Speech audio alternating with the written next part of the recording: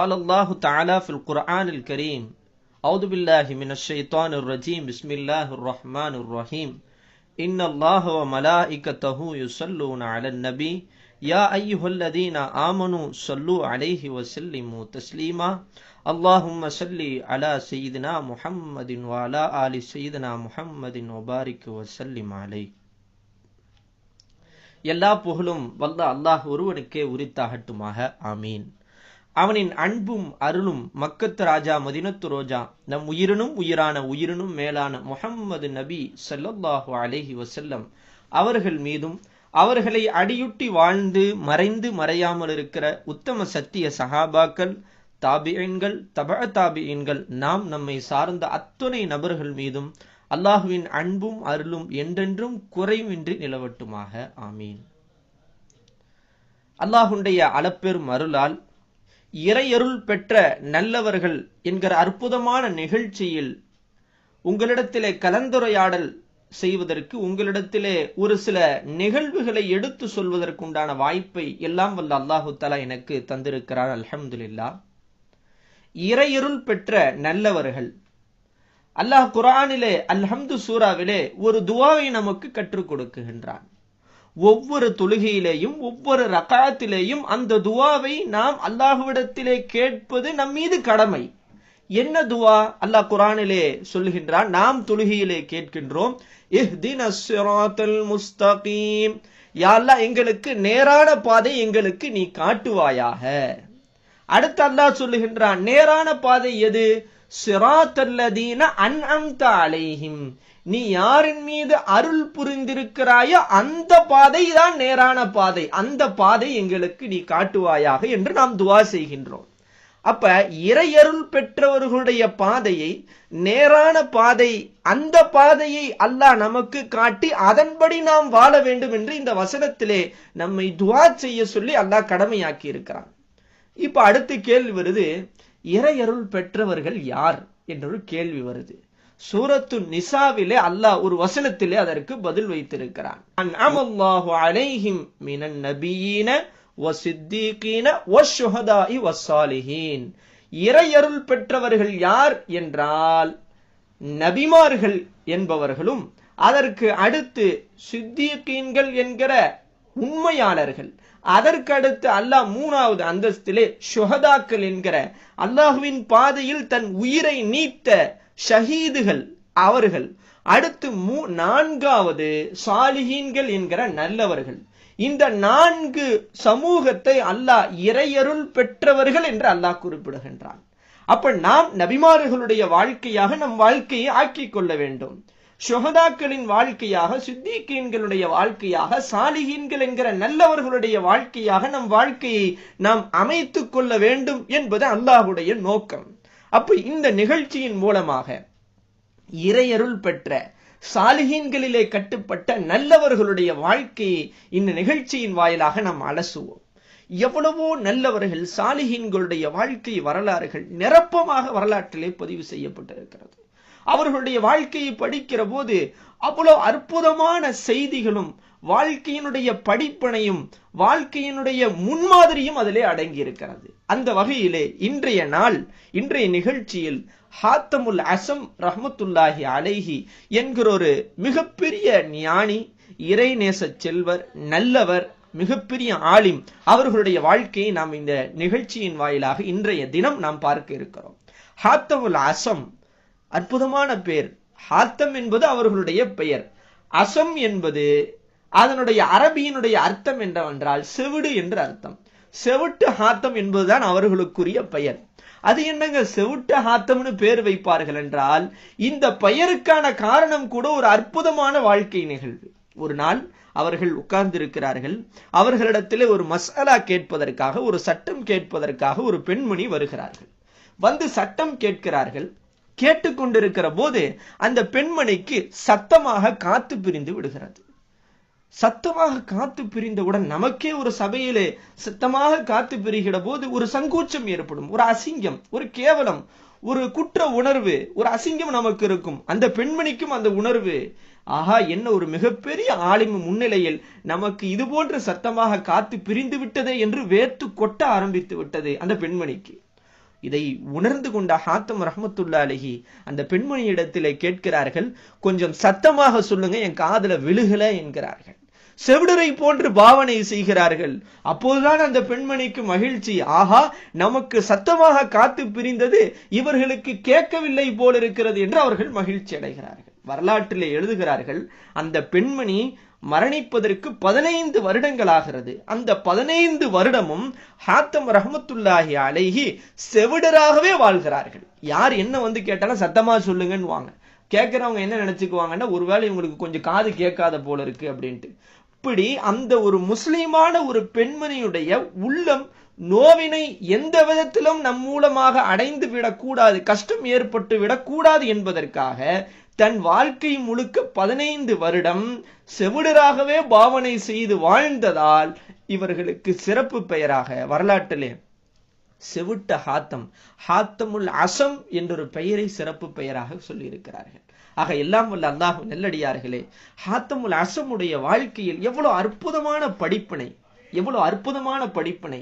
நாம் எந்த விதத்திலும் சொல்லாலோ செயலாலோ நம் எண்ணத்தாலோ எந்த விதத்திலும் ஒரு முஸ்லிமான ஒரு ஆண் பெண்ணுடைய மனதை நோவினப்படுத்தி விடக்கூடாது என்பது அற்புதமான வாழ்க்கை படிப்பினை இந்த நிகழ்ச்சியில் அமைந்திருக்கிறது.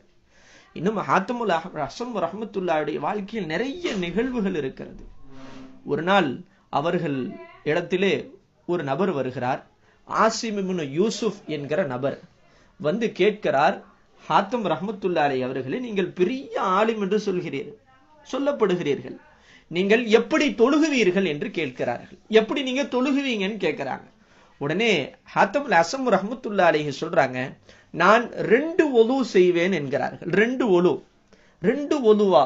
பொதுவா எல்லாருமே ஒரு ஒலு தான் செய்வாங்க, இவங்க 2 ஒலு செய்வார்கள். என்ன 2 ஒலு என்று கேட்டபோது ஹாத்தமுல் அசம் ரஹ்மத்துல்லாஹி சொல்றாங்க, மத்தவங்க மாதிரி உடல் உறுப்புக்கு நான் ஒரு ஒலு செய்வேன். இன்னொன்று, தொழுகை என்பது அல்லாஹ்விடத்திலே ஆஜராகக்கூடியது, அல்லாஹ்விடத்திலே பேசக்கூடியது, முஃமினுடைய மேராஜ் அது. எனவே தொழுகைக்கு போவதற்கு முன்னதாக நான் செய்த பாவத்திற்கு இஸ்திக்ஃபார் செய்து என் உள்ளத்தை ஒது செய்து கொள்வேன் என்கிறார்கள். உள்ளத்தை ஒது செஞ்சுக்குவாங்களாம். பிறகு அப்ப உடல் உறுப்புக்கு ஒரு ஒலு, உள்ளத்திற்கு ஒரு ஒலு, இந்த 2 ஒலுவுக்கு பிறகு நான் போய் என்ன செய்வேன், தொழுகைக்காக ஒரு இடத்திலே ஆசுவாசமாக உட்காருவேன். உடல் உறுப்புகள் எல்லாம் ராகத்தான பிறகு எந்திரித்து அல்லாஹ்வின் முன்னிலையில் நிற்பேன். எந்த அடிப்படையில் நிற்பேன் என்றால், என் 2 புருவங்களுக்கு மத்தியிலே காபத்துல்லா இருப்பதாக நான் நினைத்துக் கொள்வேன். என்னுடைய வலது பக்கம் சொர்க்கம் இருப்பதாக நினைத்துக் கொள்வேன், இடது பக்கம் நரகம் இருப்பதாக நினைத்துக் கொள்வேன், என் காலுக்கு கீழே சிராத்துல் முஸ்தகீம் பாலம் இருப்பதாக நினைத்துக் கொள்வேன், எனக்கு பின்னால் இஸ்ராயில் அலைஹிஸ்ஸலாம் என் ரூஹை வாங்குவதற்கு தயாராக நிலையிலே இருக்கிறார்கள் என்று நான் நினைத்துக் கொள்வேன். இந்த அச்சத்தோடு இந்த எண்ணத்தோடு நான் அப்படியே தொழுது முடித்து விட்டு அல்லாஹ்விடத்திலே நான் இறையஞ்சுவேன்.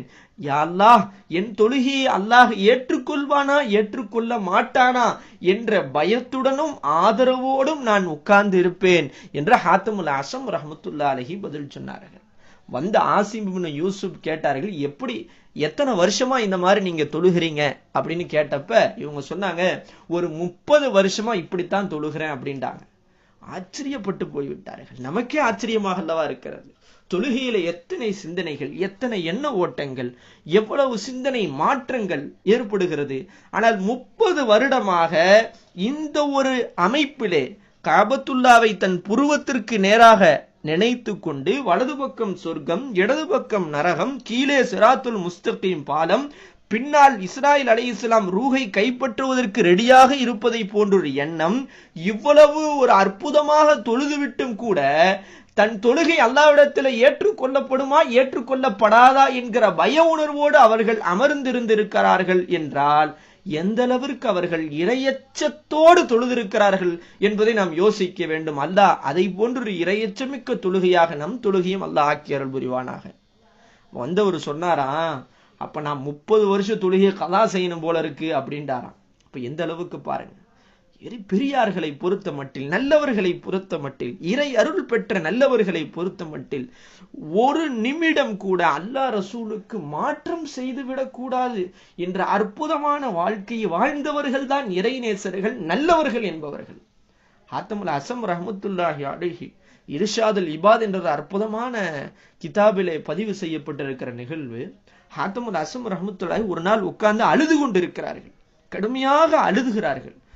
வந்தவர்கள் ஒரு மனிதர் வந்து கேட்டார், இஸ்ஹாக்குல் புகாரி என்ற ஒரு மனிதர் வந்து கேட்டார், ஏன் இப்படி அழுகிறீங்க என்று கேட்டபோது அவர்கள் சொன்னார்கள், நான் ஒரு நேர ஜமாத் தொழுகையை நான் விட்டுவிட்டேன், ஒரு வக்து ஜமாத்தை நான் விட்டுவிட்டேன், மிஸ் பண்ணிட்டேன், அதனால என்னால தாங்க முடியல, இந்த ஒரு வக்து ஜமாத்தை விட்டுட்டேன்றதுக்காகத்தான் நான் அழுகிறேன், ஆனா இதுக்கு யாருமே எனக்கு ஆறுதல் சொல்ல வரமாட்டாங்க.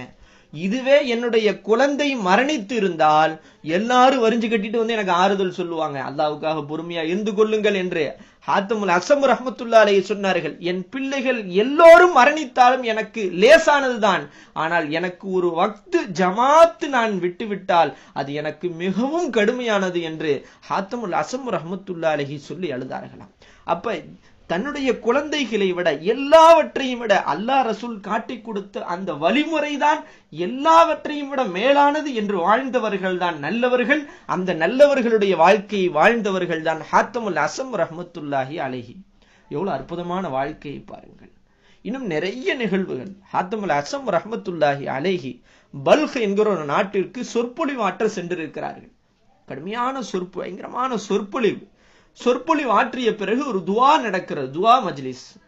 அந்த மஜ்லிஸிலே கஃனை திருடி புடைக்கிற ஒரு கஃன் திருடனும் கலந்து கொள்கிறான். கஃன் திருடன் அந்த காலத்தில் இருப்பாங்க. அடக்கம் பண்ண போன பிறகு கபரை தோண்டி கஃனை கிழிச்சு எடுத்துட்டு என்ன செஞ்சிருவோம், அதை வித்து சாப்பிடுறவங்க. இது கஃன் திருடவர்களும் அன்று இருந்தார்கள்.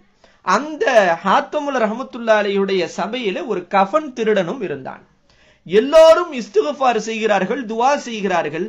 அந்த துவாவிற்கு இவரும் ஆமீன் சொல்கிறார்கள். அல்லாஹ் இவருடைய பாவத்தை மன்னித்து விட்டான். ஆனா அந்த நைட்டு சபை முடிந்த பிறகு ஹாத்தமுல் அஸம் ரஹ்மத்துல்லாஹியுடைய சபையிலே கலந்து கொண்டு அல்லாஹ்விடத்திலே இறையஞ்சி பாவ மன்னிப்பு பெற்ற பிறகும் அதே இரவன்று மீண்டும் கஃன் திருடுவதற்கு போயிட்டார். கஃன் திருட போயிட்டார். கஃன் திருடுறதுக்காக என்ன செஞ்சிருக்கிறாரு, உட்கார்ந்து கஃன் திருடலான்னு சொல்லி ஒரு கபரை தோண்டுகிறார். அல்லாஹ் நாடினால் எதையும் நடத்தி காட்டுவான். மரணித்தவனையும் பேச வைக்கிற ஆற்றல் அல்லாஹ்வுக்கு உண்டு. அல்லாஹ் அந்த மையத்தை பேச வைக்கிறான். நீ ஹாத்தம் ரஹ்மத்துல்லாஹியுடைய சபையிலே பாவ மன்னிப்பு பெற்ற பிறகும் கூட, அல்லாஹ்விடத்திலே பாவ மன்னிப்பு பெற்ற பிறகும் மீண்டும் இந்த பாவத்தை செய்கிறாயா என்று அந்த மையத்தை அல்லாஹ் பேச வைத்தான். அவர் திடுக்கிட்டார், பயந்து போய் அழுது கொண்டே ஹாத்தமுல் அஸம் ரஹ்மத்துல்லாஹியுடைய சபையிலே வந்து சொல்கிறார், உங்கள் சபையிலே நான் கலந்து கொண்டு துஆ செய்தேன், அல்லாஹ்விடத்திலே பாவ மன்னிப்பை கேட்டேன், அதற்கு பிறகும் நான் கஃன் திருட சென்றேன், அந்த மையத்தை அல்லாஹ் பேச வைத்து விட்டான் என்று அந்த மனிதர் ஹாத்தமுல் அஸம் ரஹ்மத்துல்லாஹி இடத்திலே வந்து அழுகிறார். ஹாத்தமுல் அஸம் ரஹ்மத்துல்லாஹி அலைஹி கேட்கிறார்கள், சரி நீ எத்தனை வருடமாக நீ என்ன செய்யற, இந்த வேலையை நீ செய்யற என்று கேட்கிறார்கள். ஒரு 20 வருடமாக கஃன் திருடி பொழைக்கிறேன்டாங்க. 20 வருடம் கேட்டாங்க, எத்தனை கபரை நீ தோண்டி கஃனை திருடி இருக்கிறாய் கேட்டா, சொன்ன 7000 கபறுகளை நான் தோண்டி நான் கஃனை திருடி இருக்கிறேன் என்று அந்த மனிதர் சொன்னார். கேட்டு திடுக்கிட்டார்கள். அடுத்து கேட்டாங்க, நீ தோண்ட 7000 முஸ்லிமான ஜனாசாவா அல்லது முஸ்லிம் இல்லாத ஜனாசாவா? அவர் சொல்றாரு 7000 முஸ்லிமான ஜனாசா தான் அப்படின்னு சொல்றாரு. உடனே ஹாத்தமுல் அஸம் ரஹ்மத்துல்லாஹி கேட்டாங்க, நீ தோண்ட 7000 மையத்துகளில் எத்தனை பேருடைய மையத்து கிப்லாவை நோக்கி இருந்தது? பொதுவா நம்ம அடக்கம் பண்ணும் போது முகம் கிப்லாவை நோக்கி தான் வச்சுட்டு போவாங்க அடக்கம் பண்றவங்க. இவர் சரியில்லாத அல்லாஹ்வுடைய கோபத்துக்கு ஆளானவராக இருந்தால் அந்த முகம் ஆட்டோமேட்டிக்காக கிப்லாவை விட்டு மலக்குமார்கள் திருப்பி வைத்து விடுவார்கள். இவர்கிட்ட சொல்லப்படுது, இவர் சொல்றாரு, கிட்டத்தட்ட ஒரு அறிவிப்புல 300 ஜனாசா, 7000த்துல வெறும் 300 ஜனாசா மையத்து மட்டும்தான் முகம் கிப்லாவை நோக்கி இருந்தது. மீதியத்துகளுடைய முகம் கிப்லாவை விட்டு திருப்பப்பட்டிருந்தது என்று சொல்கிறார்கள். இதை கேட்டோன்னு ஹாத்தமுல் அஸம் ரஹ்மத்துல்லாஹி அலைஹி பயந்து போய் அப்படியே மயக்கம் போட்டு கீழே விழுந்துடுறாங்க.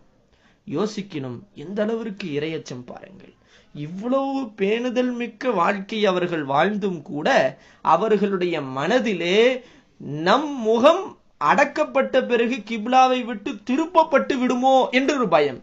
அவர் மஜ்லிஸ்ல கலந்து கொண்ட இவ்வளோ மிகப்பெரிய பாவம் செய்தவருடைய பாவமும் அவர் துவா செய்து அல்லாஹ்விடத்திலே பாவ மன்னிப்பு கேட்ட அந்த மஜ்லிஸிலே கலந்து கொண்டதால் இவருக்கே பாவ மன்னிப்பு பெற்றார்கள் என்றால், இப்படி உயர்ந்த அந்தஸ்து மிக்க ஹாத்தமுல் அஸம் ரஹ்மத்துல்லாஹி அலைஹி ஆனால் எந்த அளவிற்கு தன் மறுமையின் வாழ்க்கையை நினைத்து பயந்து கொண்டிருக்கிறார்கள் என்பதை நாம் யோசிக்கணும்.